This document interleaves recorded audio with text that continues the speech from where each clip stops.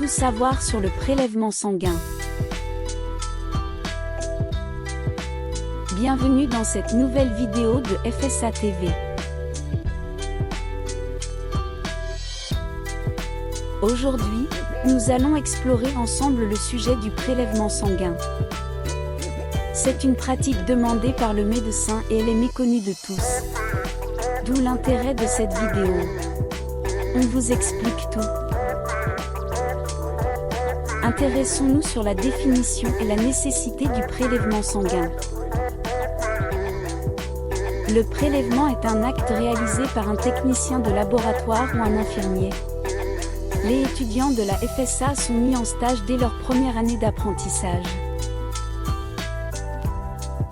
Le but du prélèvement est de faire un diagnostic, surveiller les maladies et évaluer la santé générale. Voyons maintenant comment préparer un patient pour un prélèvement de sang veineux. La préparation physique et émotionnelle est importante pour le patient. Le patient doit être au courant de la procédure et s'attendre à ressentir une quelconque douleur.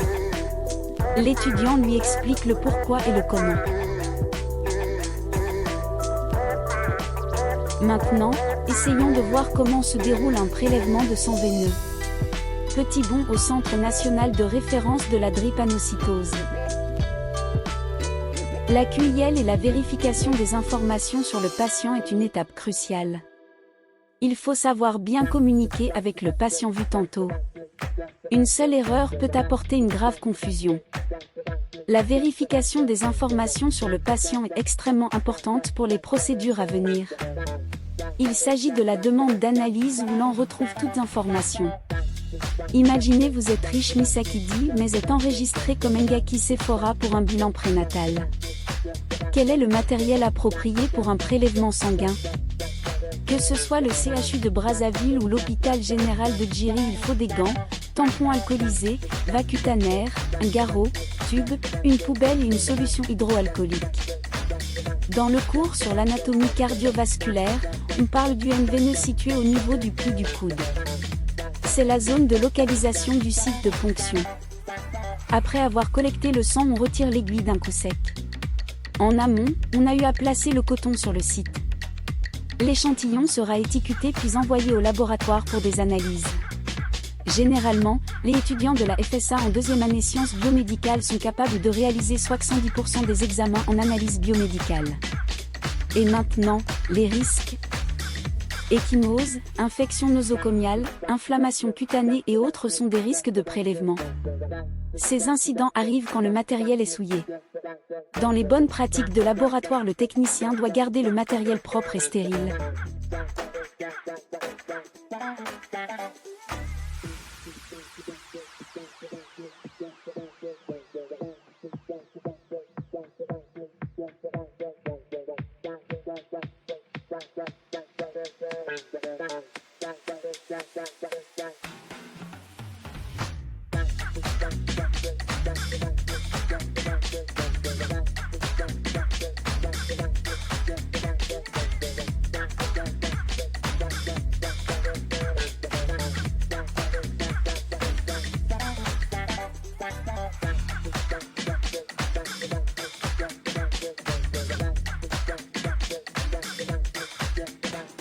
Voici le tout premier BGR en partie réalisé par une intelligence artificielle.